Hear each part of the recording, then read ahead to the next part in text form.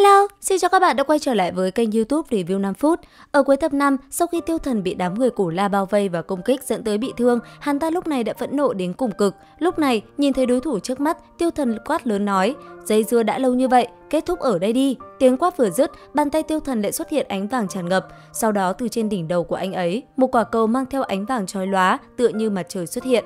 Bất chợt trong khoảnh khắc đó, Tiêu Thần gầm lên hét lớn, tiếng gầm như muốn hủy diệt thiên địa, kinh khí nóng cháy tản ra, liềm phá tan đi lớp băng đang bao phủ lấy cơ thể ba tên bất tử. Giờ khắc đó, Tiêu Thần vô cùng lạnh lùng, nhìn đối thủ trước mắt, thanh âm hắn ta vang lên quát: "Ta còn chưa về Cửu Châu, sao lại bại trong tay các ngươi được?" Dứt lời, thân hình Tiêu Thần phát sáng, hắn ta như một mũi tên liền lao thẳng về phía con rết khổng lồ của Cổ La mà phóng tới.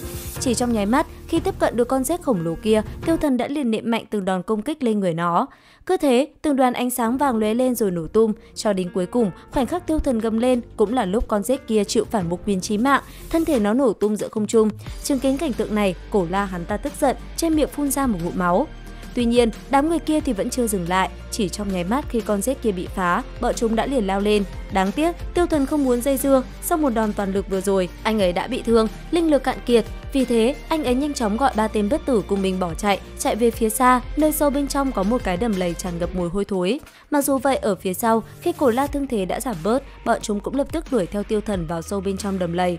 Sau khắc đó, Cổ La cùng Triệu Lâm Nhi dẫn người đuổi theo Tiêu Thần hết sức gắt gao, bọn chúng không muốn cho Tiêu Thần cơ hội, bây giờ phải tiêu diệt hắn ngay tại nơi này. Bất quá lúc này, trong đoàn người bất chợt có người ngã xuống đất bịch một cái, khi ngoái lại, bọn họ phát hiện có người đột nhiên bỏ mạng. Sau đó, mang theo ánh mắt quỷ dị đỏ rực, một mùi hôi thối tỏa ra, tên kia liềm vô trúng một người và trực tiếp hắn vào người hắn ta. Chỉ nháy mắt, đã có 3 tên như vậy. Thấy thế, Cổ La hét lớn quát: "Không ổn, lùi lại mau, là thi chướng." Nói xong, sắc mặt Cổ La xám xịt như tro, cực kỳ u ám. Hắn nghiến răng, quay đầu lại nhìn Triệu Lâm Nhi nói: "Điện hạ hãy cầm chân bọn họ giúp ta." Nghe vậy, Triệu Lâm Nhi gật đầu. Còn Cổ La, hắn ta rất nhanh đã liền ngồi xuống, sau đó trên miệng lẩm bẩm nói: "Thần thánh tịnh hóa."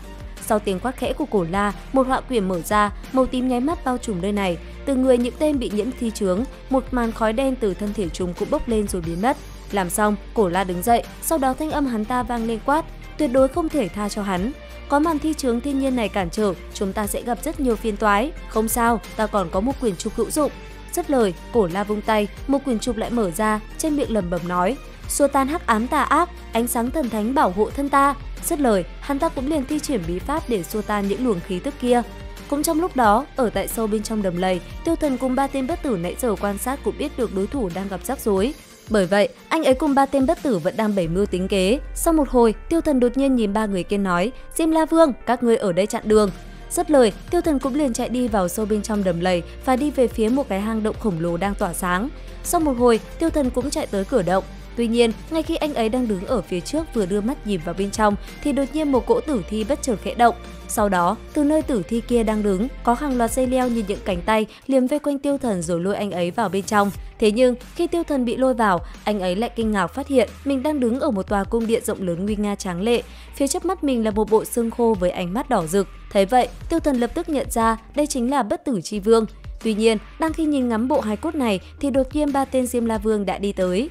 Sau đó, 3 tên đó liền ra hiệu cho Tiêu Thần biết nơi này cực kỳ nguy hiểm, không nên ở lâu. Cũng bởi vậy, đến khi bình minh ló dạng, Tiêu Thần cùng 3 tên này rất nhanh đã đi ra khỏi cửa động và đi tìm đám người Cổ La.